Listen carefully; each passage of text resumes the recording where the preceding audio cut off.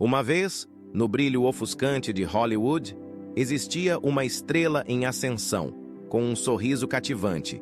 E ele, o arquétipo do bad boy de Hollywood, um rebelde magnético, impossível de ignorar.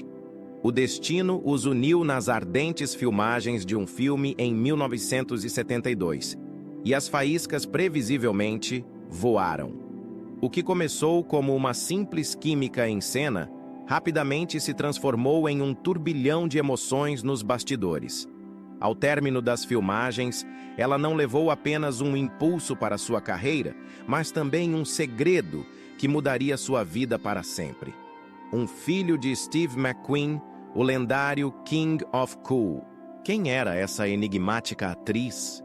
E que mistérios se teceram por trás das câmeras? Junte-se a nós para desvendar os detalhes intrincados de uma vida vivida em alta velocidade. De criança inquieta, a lenda inigualável. Antes de ser aclamado como o King of Cool, Steve McQueen era simplesmente Terence Stephen McQueen, uma criança inquieta e sem rumo, nascida em 24 de março de 1930, em Beech Grove, Indiana. Seu pai, William McQueen, um destemido piloto de acrobacias, abandonou sua mãe, Julia Ann Crawford, apenas 6 meses após seu nascimento. Com apenas 18 anos, Julia viu-se sozinha, com um bebê para o qual não estava preparada. A partir desse momento, Steve passou a vida inteira perseguindo algo que o havia abandonado cedo demais: um senso de pertencimento. Uma infância marcada pela instabilidade. A vida de Steve foi pontuada por turbulências. Sua mãe, segundo biógrafos, lidava com alcoolismo e instabilidade emocional. Aos 3 anos, Julia o entregou aos avós maternos em Slater, Missouri.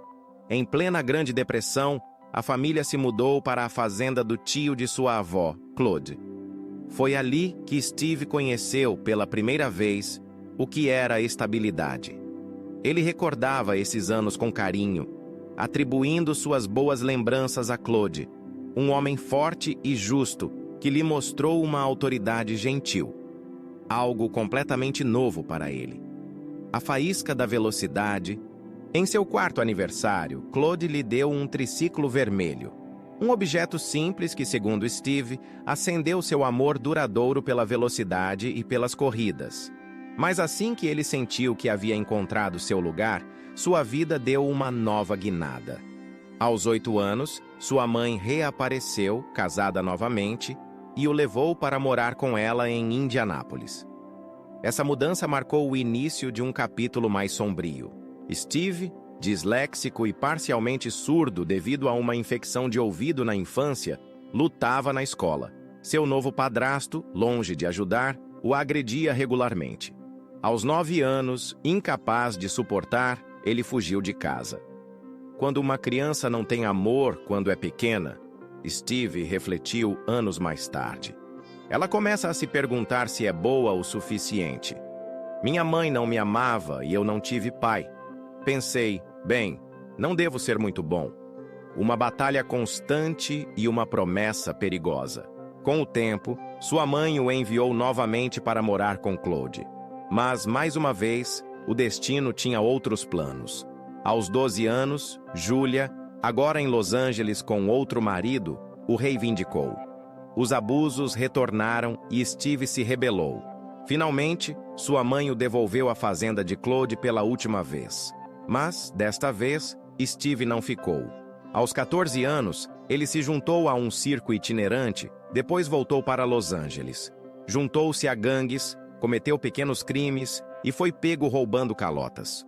Quando a polícia o entregou ao padrasto, ele foi espancado com tamanha violência que caiu da escada. Naquela noite, Steve olhou para ele e fez uma promessa assustadora. Se você voltar a colocar suas mãos sujas em mim, juro que eu vou te matar. De criança rebelde a ídolo de Hollywood. Essa ameaça foi o ponto de ruptura. Seu padrasto convenceu Julia a declará-lo incorrigível. Um tribunal o enviou para a California Junior Boys Republic em Chino Hills. No início, Steve não se encaixou. Se os meninos perdessem uma ida ao cinema porque um deles não fez seu trabalho direito, você pode imaginar que eles teriam algo a dizer sobre isso. Eu paguei minhas dívidas com os outros companheiros várias vezes. Recebi minhas surras, sem dúvida, ele lembrava. Mas, com o tempo, algo mudou. Steve amadureceu, ganhou o respeito de seus colegas e foi eleito para o Conselho de Meninos. O lugar que era para destruí-lo, na verdade, o ajudou a se construir. Aos 16 anos, ele deixou a Boys Republic, mas nunca a esqueceu. Mesmo depois de se tornar uma estrela de Hollywood, ele voltava frequentemente para visitar os meninos, oferecendo o encorajamento e a esperança que ele nunca teve. Uma busca incessante.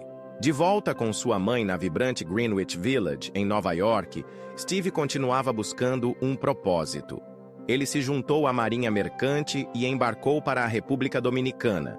Mas, uma vez em terra, ele abandonou o trabalho e se tornou um andarilho, cruzando fronteiras e aceitando trabalhos esporádicos. Sua busca por um lar, por um lugar para pertencer, ainda não havia terminado. Steve McQueen, o King of Cool, não nasceu no topo. Seu caminho para a fama foi um labirinto de desventuras. Ele trabalhou em um bordel, vendeu canetas em um parque de diversões, foi lenhador no Canadá e, após uma prisão por vadiagem, acabou em um grupo de trabalho acorrentado no sul dos Estados Unidos. Mas o ponto de virada, o momento em que sua vida mudou para sempre, chegou em 1947. A disciplina que forjou um homem. Ainda menor de idade, Steve pediu permissão à sua mãe para se alistar nos fuzileiros navais. Ela aceitou e ele foi enviado para o rigoroso campo de treinamento de Parris Island, Carolina do Sul. O caminho não foi fácil. Ele desafiou a autoridade, se ausentou sem permissão e foi preso enquanto se escondia com sua namorada, Barbara Ross. Após resistir à prisão, ele passou 41 dias na cadeia. Mais uma vez, Steve teve que aprender da maneira difícil, mas desta vez, a lição o serviu para sempre. Após ser libertado, ele se comprometeu com a disciplina militar. Durante um exercício no Ártico, sua bravura brilhou intensamente. Ele salvou a vida de 5 companheiros ao tirá-los de um tanque que estava afundando. Este ato de heroísmo lhe rendeu um lugar na guarda de honra, designada para o USS Williamsburg, o iate pessoal do presidente Truman. Em 1950, quando foi dispensado com honras, McQueen era um homem novo. Os fuzileiros navais me fizeram um homem, ele diria mais tarde. Aprendi a me dar bem com os outros e me deram uma plataforma para pular. E ele pulou. O nascimento de um ator. Com a ajuda do G.I. Bill, Steve se matriculou em aulas de atuação em Nova York. Ele estudou com lendas como Sanford Meisner, Uta Hagen e Stella Adler. Estava determinado a ter sucesso, mesmo que isso significasse começar de baixo. Sua primeira fala no palco foi em uma peça produzida pela estrela do teatro Yiddish, Molly Picon. Tudo está perdido. Uma frase curta, mas assustadoramente apropriada para alguém que tinha vindo do nada. No entanto, Steve não estava mais perdido. Enquanto abria caminho no mundo da atuação, havia outra paixão que roubava seu coração: a velocidade. Nos fins de semana, ele dominava a pista nas corridas de motocicletas de Long Island City, ganhando cerca de $100. Um dinheiro extra crucial para alguém que mal ganhava a vida com pequenos papéis no teatro. Ele não estava mais apenas atuando. Ele vivia rápido, correndo riscos e construindo pouco a pouco a personalidade que o definiria. O salto para a fama. Em 1955, McQueen deixou Nova York por Los Angeles, pronto para conquistar Hollywood. Sua grande chance não veio em uma superprodução, mas em um pequeno papel na série de televisão The Defender. Lá, o gerente de talentos Hilly Elkins o descobriu. Elkins viu seu potencial e lhe conseguiu um papel menor no filme Somebody Up There Likes Me, dirigido por Robert Wise e estrelado por Paul Newman. Mais papéis se seguiram até que The Blob lhe deu seu primeiro papel principal. Mas foi a televisão que realmente o lançou ao estrelato. Em 1958, Steve conseguiu o papel de Josh Randall, um caçador de recompensas na série Wanted Dead or Alive. Sua interpretação do silencioso e imprevisível Randall o transformou em um nome familiar. Seu amigo e ator Robert Cope lhe ensinou a sacar rápido, mas no segundo dia de filmagem, McQueen já era mais veloz. O padrinho de sua carreira, a consagração de seu estrelato, veio com uma ligação inesperada. Em 1959, Frank Sinatra lhe deu um golpe de sorte que mudaria tudo. Sinatra eliminou Sammy Davis Jr. do filme de guerra Never So Few e deu o papel a McQueen. Foi um voto de confiança imenso e Sinatra, em um gesto de mestre, garantiu que as câmeras se fixassem nele. O resto, como dizem, é história. De garoto rebelde a titã de Hollywood, o personagem de McQueen, Bill Ringa, era pura atitude. Dirigindo um jipe pela selva, brandindo facas e manuseando uma metralhadora Thompson como se tivesse nascido com ela. Os críticos notaram. O diretor John Sturges também. Imediatamente, ele lhe ofereceu um papel em Os Sete Magníficos, prometendo-lhe o protagonismo, e ele cumpriu. McQueen interpretou Vin Tanner, um pistoleiro silencioso e letal. Mesmo em um elenco cheio de pesos pesados como Yul Brynner, Charles Bronson e James Coburn, Steve roubava as cenas com os gestos mais sutis, girando sua espingarda, ajeitando o chapéu ou casualmente verificando sua arma. Cada movimento, cada gesto, era um cálculo preciso para garantir que o público não pudesse tirar os olhos dele. Sua atuação era magnética, imprevisível, e fazia com que todos os outros na tela desaparecessem. Os Sete Magníficos foi um sucesso e deu a McQueen algo que ele nunca havia tido antes: o controle. A guerra de egos em Os Sete Magníficos. Os Sete Magníficos, de 1960, inspirado em Os Sete Samurais, de Akira Kurosawa, deveria ter sido uma obra de arte cinematográfica harmoniosa. Mas por trás das câmeras, um choque de egos incendiou os setes. No centro de tudo, uma rivalidade que transcendeu muito além da última tomada. Segundo a biografia de Yul Brynner, a disputa começou mesmo antes das câmeras rodarem. McQueen estava insatisfeito. Seu personagem só tinha 7 falas no roteiro original. E embora isso pudesse ter sido aceitável para um ator menor, ele não o aceitaria. Para acalmá-lo, o diretor John Sturges lhe ofereceu mais influência nos bastidores, uma concessão da qual Brynner se arrependeria. Com seu novo poder, McQueen encontrou maneiras sutis de roubar a cena. Enquanto Brynner, o líder oficial do filme, recitava seus monólogos, McQueen brincava, agitava cartuchos de espingarda, jogava moedas para o ar ou se movia o suficiente no fundo para atrair a atenção do público. Quando isso não era suficiente, ele recorria a travessuras físicas. Brynner, conhecido por aumentar sua altura com pequenos montes de terra, ficava furioso quando McQueen os nivelava silenciosamente entre as tomadas. As tensões atingiram o pico quando Brynner, frustrado, confrontou McQueen na frente de toda a equipe, chegando a agarrá-lo. McQueen admitiu mais tarde: "Não nos dávamos bem. Brynner me agarrou na frente de todos, irritado com algo. Ele não cavalga bem e não sabe nada sobre armas, então talvez ele tenha pensado que eu representava uma ameaça." Não era apenas algo pessoal. Era uma questão de orgulho profissional. McQueen era um virtuoso com armas e acrobacias. Brynner, nem tanto. O coprotagonista Robert Vaughn escreveu em suas memórias: "Steve era intensamente competitivo. Não era suficiente ter sucesso, ele tinha que ter mais sucesso do que qualquer outra pessoa." James Coburn, outro dos Sete Magníficos, também teve seus atritos com McQueen durante as filmagens. No entanto, nem todos colidiram com o King of Cool. Charles Bronson manteve um ótimo relacionamento com McQueen, dentro e fora do set. Suas esposas se tornaram amigas e o vínculo deles permaneceu intacto muito depois de as câmeras pararem de rodar. O perdão e o legado. A disputa entre McQueen e Brynner se estendeu por anos, até os últimos dias de Steve. Lutando contra o câncer, McQueen supostamente ligou para Brynner para esclarecer as coisas. "Você poderia ter me demitido do filme quando eu te irritei", ele disse. "Mas você me deixou ficar e esse filme me fez, então obrigado." Brynner respondeu com uma frase épica: "Eu sou o rei, e você é o príncipe rebelde, tão real e perigoso de se cruzar quanto eu."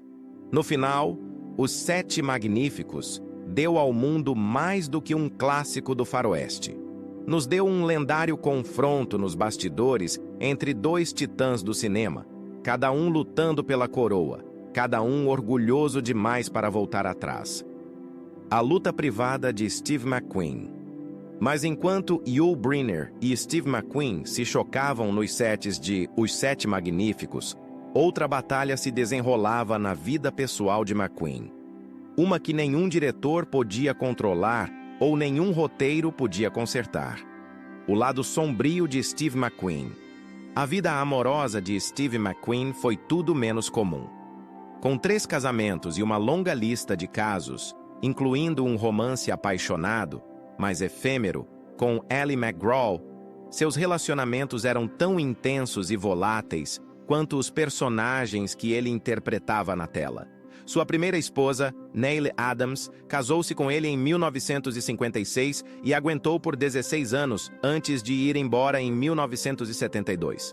Um ano depois, ele se casou com Ally McGraw, apenas para essa união colidir e queimar em 1978. Seu casamento final com Barbara Mint foi em 1980, apenas alguns meses antes de sua morte. Mas ninguém conheceu o verdadeiro Steve McQueen, aquele que se escondia por trás daqueles olhos azuis esfumaçados e daquele sorriso arrogante, como Neil Adams. O lado sombrio da lenda. Quando Neil Adams, a primeira esposa de Steve McQueen, se viu com uma arma apontada para a cabeça, ela percebeu uma verdade assustadora. O homem que ela pensava conhecer não era um trágico anti-herói. Ele era tão perigoso quanto os personagens que interpretava, ou até pior. Adams, uma dançarina que conheceu McQueen na década de 1950, se apaixonou perdidamente por ele. Eles se casaram e tiveram 2 filhos. Mas a fantasia se desfez rapidamente. Ela descobriu que seu marido não era apenas cronicamente infiel, mas nem se dava ao trabalho de esconder. Ele esperava que ela aceitasse, e por um tempo, ela aceitou. Ela também conhecia seus vícios, incluindo um grave hábito de cocaína que trazia à tona a parte mais sombria de sua personalidade, a verdadeira face do ciúme. Uma noite, McQueen, sob a influência de drogas, a acusou de ser infiel. Adams, farta de seus ataques de ciúme, tentou desarmar sua birra com sarcasmo. "Querido, o seu não é o único galo de ouro no oeste, sabia?" Ela disse. Era a única defesa que lhe restava. A zombaria. Para completar, ela acrescentou que o homem com quem ele supostamente atraía tinha até mesmo ganhado um Oscar. Essa foi a gota d'água. McQueen saiu do quarto com os olhos selvagens e o nariz escorrendo, apenas para voltar minutos depois com uma arma. Ele colocou o cano em sua têmpora, se aproximou dela e sibilou. "É melhor você me dizer agora, ou você não viverá para vê-lo morrer. E eu prometo que vou encontrar o culpado. Não tenha a menor dúvida." Para McQueen, o domínio não era uma opção. Era a regra. Ele podia se deitar com quem quisesse, inclusive com trabalhadoras do sexo, mas o corpo de Adams lhe pertencia.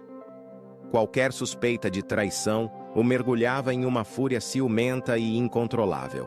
Um segredo doloroso. Quando Adams engravidou, McQueen se recusou categoricamente a acreditar que o bebê fosse dele. Em vez de alegria, houve acusações, interrogatórios e manipulação até que a destruiu por completo. Sob imensa pressão emocional, Adams viajou da França para a Grã-Bretanha e encerrou a gravidez. "Por mais que eu quisesse ter um novo bebê, Ela escreveu mais tarde. Não havia como eu suportar tanto o abuso físico e mental quanto uma gravidez. Tive que descobrir qual seria o procedimento. Essa possessividade não terminou com ela. Quando McQueen conheceu a estrela de Love Story, Ali MacGraw, no set de The Getaway, as faíscas voaram imediatamente. Mas uma vez que se casaram, McQueen cortou a carreira dela pela raiz. Ele não queria que sua esposa interpretasse mais papéis românticos. MacGraw desapareceu da tela grande por anos, só reaparecendo depois que eles se separaram em 1978. Assim como Adams, MacGraw se tornou prisioneira de sua paranoia. Ela suportou o mesmo questionamento obsessivo, a mesma guerra emocional e a mesma volatilidade. A portas fechadas, McQueen era um homem consumido pelo controle, alimentado pela insegurança, vício e o medo de ser ofuscado. O fim de um ícone. Quando ele conheceu Barbara Mint em 1979, a saúde de McQueen já estava em declínio. Eles se casaram em 1980, menos de um ano antes de sua morte. Em suas memórias, Mint descreveu um homem que se voltou para a fé no final de seus dias, se reconectando com suas raízes católicas e se tornando um cristão evangélico. Mas o estrago já estava feito.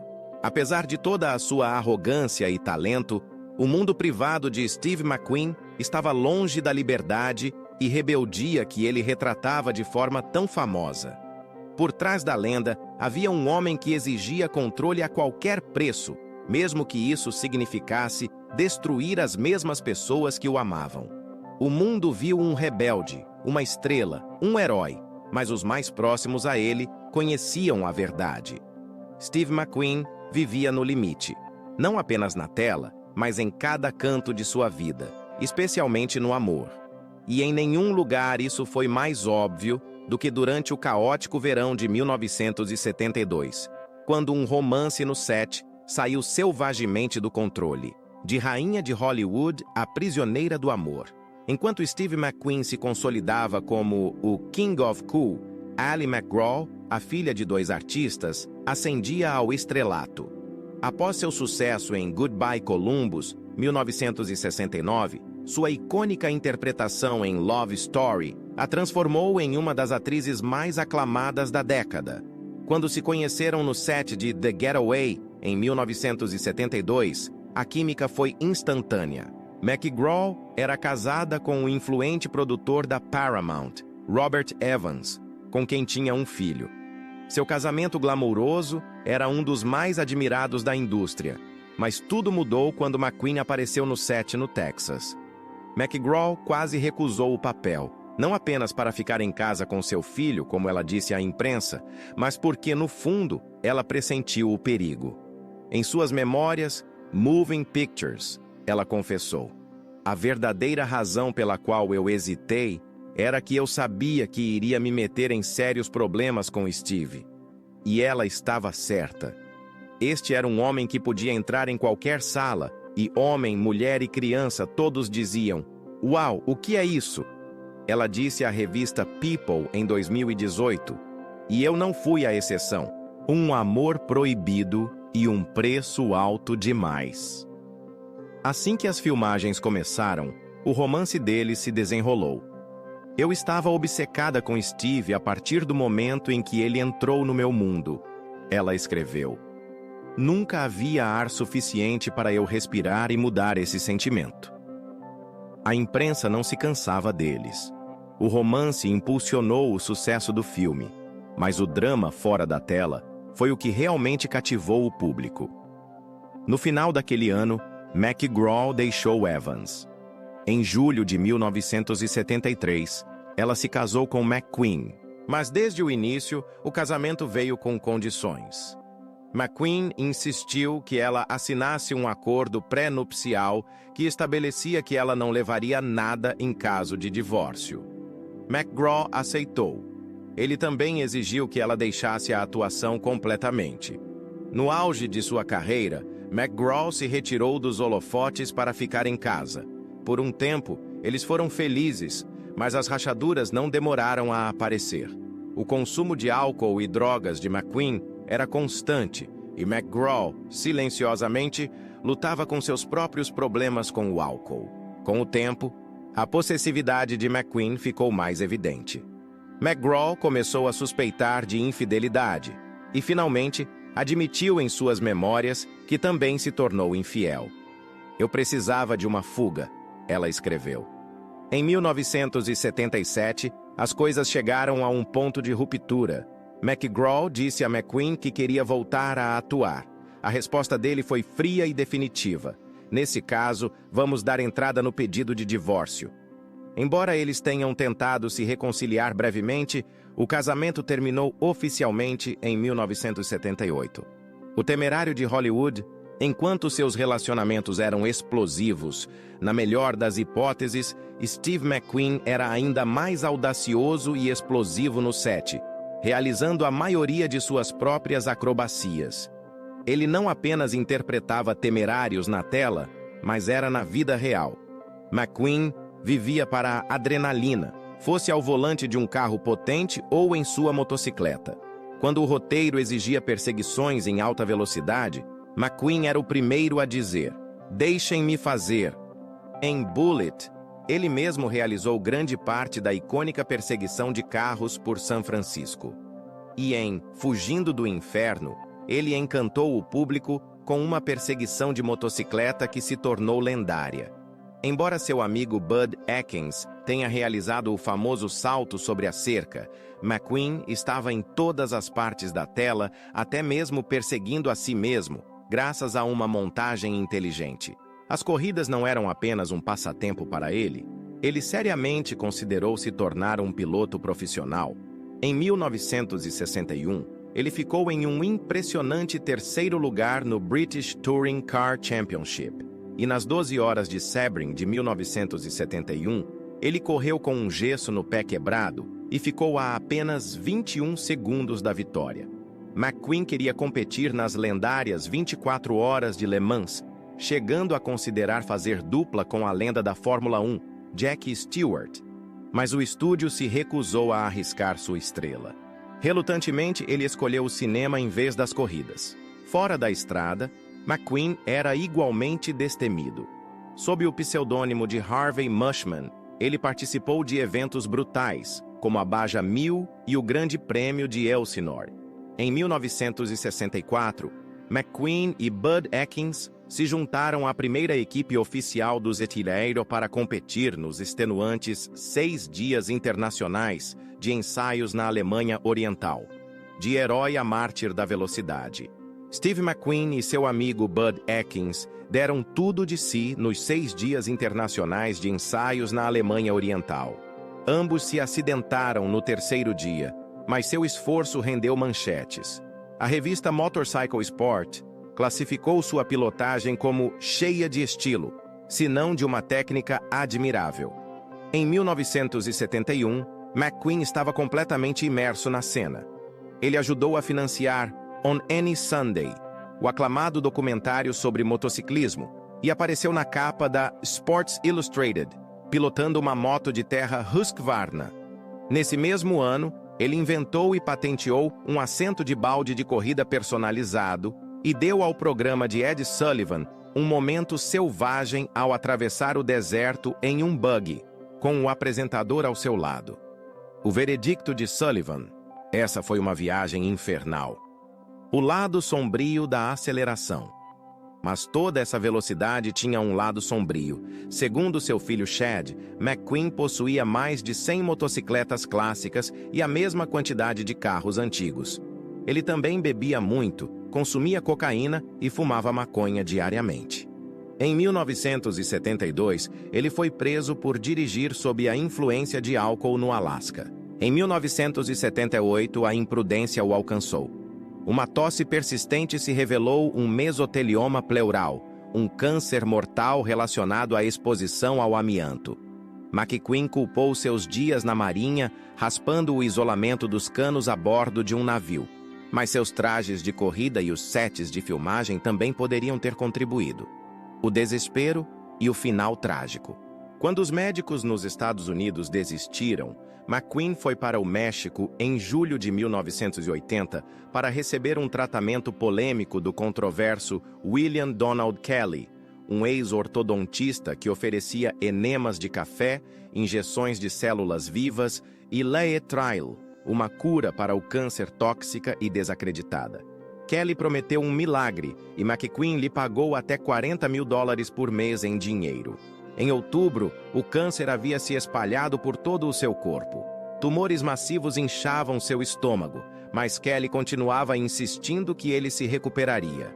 Em novembro, McQueen se internou secretamente em uma pequena clínica em Juárez, sob o nome de Samuel Shepard, para se submeter a uma arriscada operação para remover um tumor do tamanho de uma toranja.